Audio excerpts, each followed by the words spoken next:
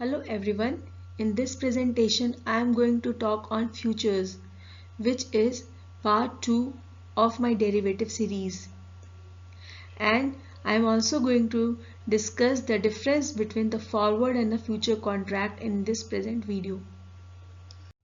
This video is useful for the students of Money and Banking, BCom Honors, and Money and Financial Markets and Financial Economics for Economics Honors students. What are future contract? Future contract are the part of derivative market. Derivatives are a forward, future, option, swap and swaption. So in this present video, I will be discussing on future in detail, and then I will be discussing the difference between the forward and the future contract. Future contract are the standardized agreement for the future delivery of underlying assets at a specified price at the end of the designated period of time, that is expiry, and are traded on organized exchanges. A well-organized future market provides more efficient means for investors to alter their risk exposure to an asset than a cash market. So future contracts are derivative instruments. Its value is derived from the value of underlying assets. Future contracts based on financial instruments or financial index are called financial futures. Financial futures can be classified as stock index future, interest rate future and currency future. Now to discuss the futures in detail, let us first focus the light on some key points of future contract. So future contract is a legal agreement or a formal agreement between the buyers and the sellers. There is an underlying asset. It is something that parties agree to exchange. Then we have a future price, the price at which the party agree to transact. Then the important thing about the future is the future contract deals in lot size, which is decided by the exchanges for every stock or for every index. The lot size are decided by the exchanges. Then the margin requirement, which is decided by the exchange itself. Then we have expiry. The future contract has its designated date of expiry at which the party must transact. It is also called a delivery date or a settlement date. Then lastly we have a clearinghouse in future contract, which helps to minimize the counterparty risk. Now to understand future contract, let us take an example of a farmer. Here our farmer is Mr. John, who is producing the wheat, working day and night in his wheat land and trying to have a bumper crop. Now on the other side we have a bread house producing bread throughout the year, and the bread house is concerned regarding the raw material supply, smooth supply of raw material throughout the year. Now both Mr. John and bread industry would be mutually benefited if they come into the deal. Why? Because while doing so much hard labor on wheat crop, Mr. John is worried for two things. One is what would be the price of a wheat at the time of harvest and who is going to buy. So to avoid this uncertainty regarding price and the market, Mr. John signed a deal with bread house. And the deal is signed where underlying asset is wheat.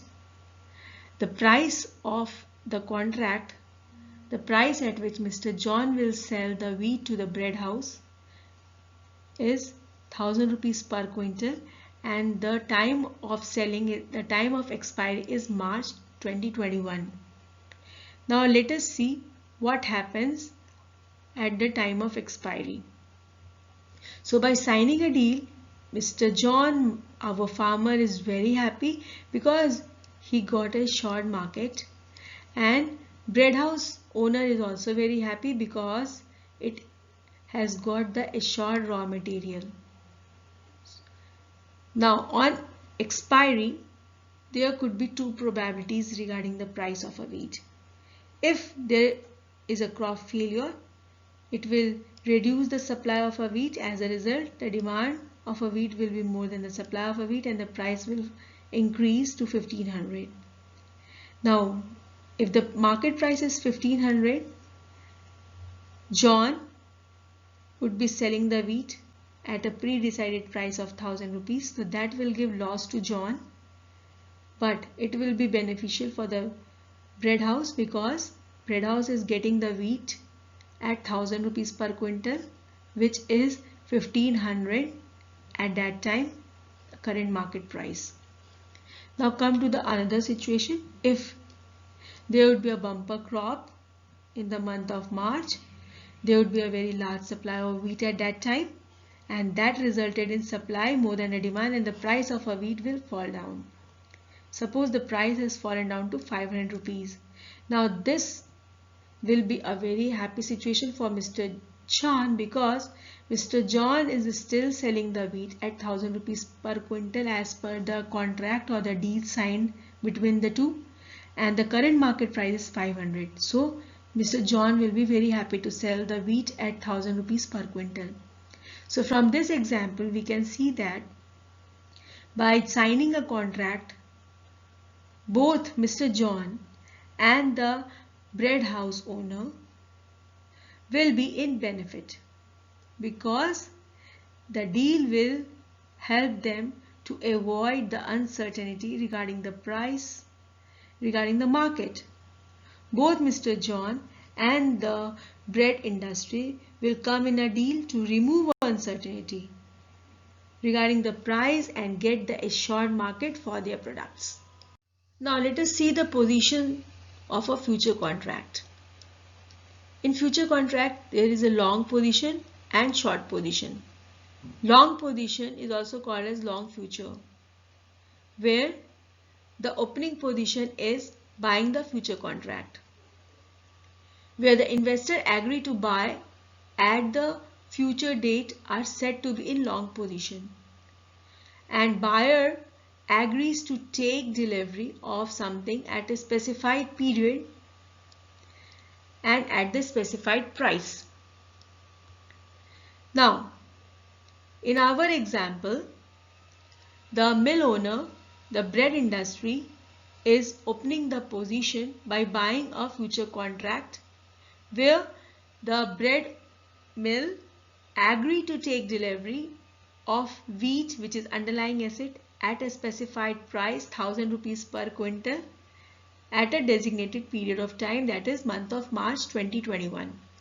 Now come to the other side, the short position or a short future, where the opening position is selling the future contract, where the investor agree to sell the future date by taking a short position. It is a contractual obligation to sell something in the future. Now what happens? Seller agree to make delivery of something at a specified price at the end of designated period of time. So in our example, Mr. John, the wheat farmer, has taken a short future position and he agrees to make delivery of wheat, which is the underlying asset, at 1000 rupees per quintal at a designated period, that is the month of March. Now let us see price action and profit. Take a long position. That is, a buyer of a future contract will realize profit if the future price increases. So when the markets are bullish, the long position holder will realize profit when he buy at a lower price and sell at a high price. But if the price goes down after buying, he will be in loss. Now come to the seller position or writer position.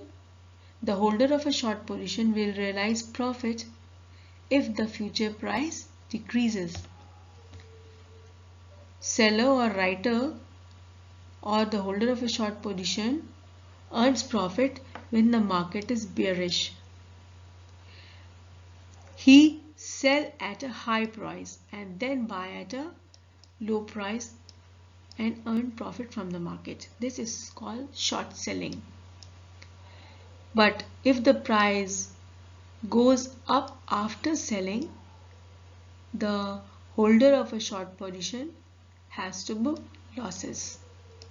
Now let us see the profit and loss of a future contract holder with the help of price action on the candlestick chart of Nifty. So here this x-axis is the price axis and y-axis is the time axis. Now if you see this chart, candlestick chart, here the prices are falling and here the prices are rising. So when the prices are falling, we say that the market is bearish. So in bearish market, it is profitable to take a short position by selling at a high price and buying at a lower price and book the profit.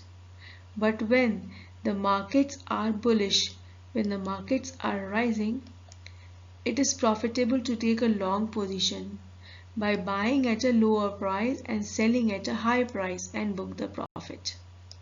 Now let us see the liquidation of the future position or closing the future position. It can be done by two ways. It can be done prior to the settlement date or it can be done on the settlement date. So if it is done prior to the settlement date, the party must take an offsetting positions in the same contract. The buyer of a future contract will become a seller and a seller of a future contract will become a buyer. If the settlement or a closing of a future contract is done on settlement date, you have to wait for the settlement date, that is near future, next future and far future, which is the last Thursday of the month. At the settlement date, buyer purchases the future contract except delivery of the underlying, while seller sells the future contract and liquidates the position by delivering the underlying at agreed upon price. But in future contract, when the settlement is done in cash, it is called as cash settlement contract. Now let us see liquidating a position in future. In future, each and every contract has fixed expiry. There are near future, next future and far future on the basis of expiry. What is near future? It is the contract with a closer settlement date. Next future, contract which settles just after the nearby contract. Far future, contract farthest away in the time of settlement is called the most distinct or deferred future contract. Now let us see the contract cycle in futures. Each future contract has fixed expiry. Contracts are expired on last Thursday of the month. Take an example of a future contract cycle of 24th December 2020. For this contract, near future is 28th January, next is 25th February and far is 25th March. So all these dates falls on last Thursday of the month. If the holder wants to take over the position, carry on position, so he will take it again on 28 January 2021. Now for 28 January 2021 future contract, the next future will now become a near future and far future will now become a next future and far future will now be 29th April. So in this way future contract carry forward. Now let us see the example of contract cycle with the help of Nifty chart. So this is a Nifty future and The contract has signed on 11 December 2020. So for 11 December 2020 contract, the expiration dates are as follows. Near future 31st December, next future 28th January, and far future 25th February. For Reliance, contract on 11 December 2020, its expiry will be decided on the basis of near future on 31st December, next on 28th January, and far 25th February. All these dates fall on the last Thursday of every month on which the future expires. Come to the margin requirement in future contract, which is very important part of future. So there are three types of margin in future contract. First is initial margin, then maintenance margin, and then the variation margin. Now margin requirement are decided by the exchanges itself. What is initial margin? When a position is first taken in future contract, investor must deposit a minimum amount of money per contract as specified by exchanges.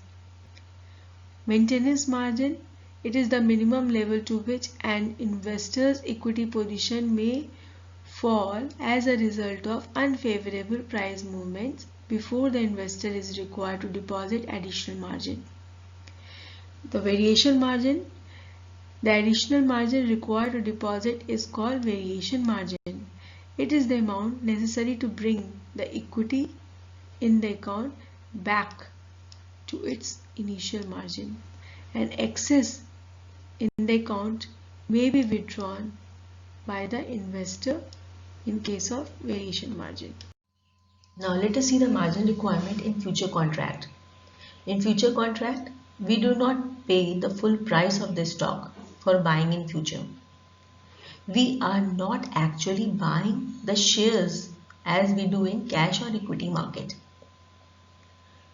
In future, we are just buying the contract. Therefore, we need to pay only the margin amount to buy the contract, which is fixed by the exchanges for every stock or index. And that margin amount is based on percentage for every stock. Now, let us take an example of a Reliance future. If you buy Reliance future, you need to buy in lot size. So exchange has decided the lot size of Reliance future, which is having 500 shares. Now let us compare the margin requirement with the help of cash market and the future market. So if we are buying a Reliance future, we need to buy one lot size which is having 500 shares. The current market price is 1400. So the value of long position would be 7 lakhs. But for future, exchange has decided margin requirement of 20%. So we need not pay 7 lakh to buy the contract. We only need to pay 1,40,000, which is 20% of the 7 lakh to buy the contract in future. Now come in cash market. If we are buying that 500 shares at 1400 current market price, the value of a long position in cash market will be 7 lakh and we have to pay whole 7 lakh amount to buy the stock or share of Reliance to come into the deal. Now another important concept of the future are open interest. It is the number of contracts that have been entered into but not yet liquidated. It measures the liquidity of the contract. Open interest figure is reported by the exchanges for all the future contracts traded on the exchanges. Now come to the role of clearinghouse in future contract. Clearinghouse plays a very important role in future contract to take care of the counterparty risk. Its guarantee function. Clearinghouse guarantee both the buyer and the seller that transaction will perform. It assures both the two parties not to worry about the financial strength and integrity of the party taking the opposite side of the contract. When a long position holder wants to sell the contract. He did not get the buyers for his contract. Then clearinghouse takes the opposite position and agree to satisfy the terms set forth in the contract. And this is vice versa for a short position as well. Now, the next important is unwind the position before settlement date. Clearinghouse make it simple for parties of a future contract to unwind the position prior to settlement date. If the buyer of a future contract wants to get out of future position prior to settlement date, he need not worry to whom he can sell. Buyer simply unwind his position by selling identical future contract. Clearinghouse will check his records, which will show that buyer has bought and sold the identical future contract. If seller wants to unwind his position prior to the settlement date, he can buy an identical future contract. Clearinghouse will check his record, which will show that the seller has sold and now buy the identical future contract to close the contract. So in this way, clearinghouse plays a very important role in future contract. So we have a clearinghouse for the exchanges to take care of our trade. For Bombay Stock Exchange, the clearinghouse is Indian Clearing Corporation Limited, and for National Stock Exchange, it is NSE International Clearing. Let us understand the settlement price in future contract. The settlement price for the future contract is determined by the exchanges at the end of the trading day. Exchange uses this settlement price to mark to market the investor's position so that the gain and loss from their position is reflected in the investor's equity account. Settlement price is different from the closing price. It is the price of the security in the final trade of the day. It is the value that exchange considers to be representative of trading at the end of the day. Therefore, settlement price can be an average price of the day's total trade in that stock. Now let us understand what is mark to market. Mark to market is a continuous settlement of your account with whatever is your notional profit or loss. This will be continuously going to be reflected in your account whether you have squared off your position or not. Now come to leveraging aspect of future. What is leveraging? Leveraging means use borrowed capital for investment, expecting that profit made to be greater than the interest payable on the borrowed capital. Leveraging aims at using the borrowed money to its maximum advantage. A party taking a position in future contract need not invest the entire amount in buying or selling the future contract. They are required to pay only the initial margin fixed by the exchanges or clearinghouse. Now let us see example of leverage in future. This is Mr. A and he has 100 rupees. He wants to invest in company XYZ because he is very bullish on the company's stock price. He is expecting that the price of the company will increase. So he wants to buy at a stock price to get the profit from the rise in price. Now Mr. A has only 100 rupees but the company is selling for 100 rupees for a stock.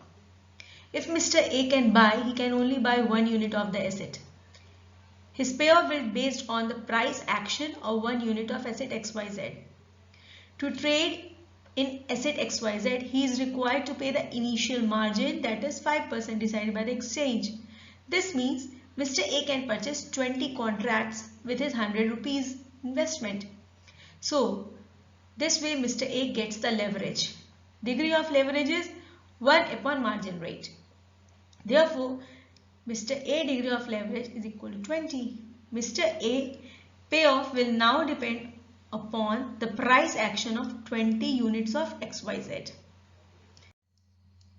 Now, the important aspect of leverage in future market is that the degree of leverage available in the future market varies from contract to contract as initial margin requirement varies.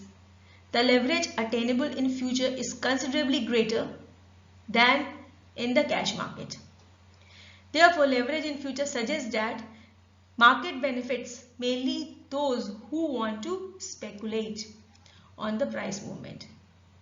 Future market can also be used to reduce the price risk. Secondly, without the leverage position in future transaction, the cost of reducing price risk using future would be too high for many market participants. So that's how leverage plays a very important role in future. Now let us see daily price limit. The exchange has a right to impose a limit on the daily price movement of a future contract from the previous day's closing price. So what happens? Daily price limit sets minimum and maximum price at which the future contract may trade on that very day. When a daily price limit is reached, trading does not stop but rather continue at a price that does not violate the minimum and the maximum price. What is the advantage of daily price limit? Daily price limit provides stability to the market when some new information may cause extreme fluctuation in future prices.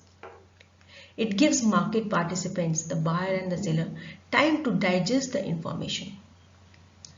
Trading ceases when the price limit would be violated. Give the buyer and the seller greater confidence in the market. If I quote an example, if you see that when there was the announcement of lockdown in month of March due to corona spread, market reacted very badly and there was a huge fall in the market in the month of March. So to avoid the huge fall in a single day, exchange had put a circuit break in trading. This was done to avoid the huge fluctuation in price to protect the interest of both the buyer and the seller. Now, future market also plays a very important role. It serves as a price discovery market. Now, what is price discovery market role? The market that investors consider more efficient for their investment objective should be the one where price will be first established. That reflects the new information and then the process of price discovery takes place. And then private information must be transmitted to the other market which is seen in future market. That will be the market of choice and will serve as a price discovery market. It is the future market that investors send a collective message about how new information is expected to impact the cash market. Now let us see what is cost of carry. Future price and the cash price are tied together by cost of carry. The message is sent from future market to cash market by the process of cost of carry. If the future price deviates from the cash market price by more than cost of carry, arbitrager comes in. Arbitrager would pursue a strategy to bring the prices back into the line. Arbitrage is a mechanism that assures that cash market will reflect the information that has been collected in the future market. So the future market and the cash market for an asset are tied together by an arbitrage process. Now let us see the convergence of future price to spot price. It is something which is showing the relationship how future price and spot price are related to each other at the time of delivery. So convergence is the movement in the price of a future contract towards the spot price or cash price of the underlying commodity over time. As the delivery period of a future contract is approached, future price converges to spot price of the underlying asset. The price of a future contract and the spot price will be roughly equal on the delivery date. If there are significant differences between the price of a future contract and the underlying price on the last day of the delivery, then the price difference creates a risk-free arbitrage opportunity. Risk-free arbitrage opportunity rarely exists because the price of future contract converges towards the cash price as the delivery date approaches. So here in this figure you can see that in figure A, future price are higher than the spot price. As traders exploit the arbitrage opportunity, future price will fall. In figure B, we can see that future price is less than the spot price. So arbitrage would find it attractive to enter into the long future contract and then wait for the delivery to be made. As they do so, future price will tends to rise. And at the time of delivery, both the future price and the spot price converge each other. Now let us see the participants of derivative market. They are arbitrager, speculator and hedger. Speculators are the risk lover. Their motive is to make maximum advantage of price fluctuation. They are extremely high risk seeker who anticipate future price movement in the hope of making large and quick gains. While hedger are the risk averse, they wish to protect themselves from the risk and uncertainty involved in price movements. By doing so, they try to get rid of uncertainty associated with the price. While arbitrager are low risk trader who involved in simultaneously buying the securities in the lower price market and selling it in a high price market. This could be possible only when the same securities are traded in different prices in different markets. Now before concluding, let us see the difference between the future and the forward contract. Both the contracts are the part of derivative market. Now, what is the difference between the two? Forward contract are non-standardized contract. Future contract are standardized agreement in terms of size, expiration date and other features. In forward contract, each contract are negotiated individually between buyer and seller. Take an example of our wheat farmer and the bread mill owner. If they come in a mutual contract to buy and sell the wheat, that contract will be called as a forward contract, which is over-the-counter instrument, and it is a private bilateral contract. Since it is a private bilateral contract, it is less liquid and less transparent, and there is no facility of clearing house, therefore no effective safeguard against default. While in future contract, if Mr. John, the wheat owner, our farmer will sell wheat to bread mill through the future contract through organized exchanges, it becomes exchange traded product. So the contract is signed between the two parties on the exchanges, so it will be well organized and it has a well organized clearing house to protect the counterparty risk. It has more liquidity and it is more transparent. Along with that, the effective safeguard against the default in form of clearing corporation guarantee for the trade and daily cash settlement, that is mark to market in account of trading member based on daily price changes.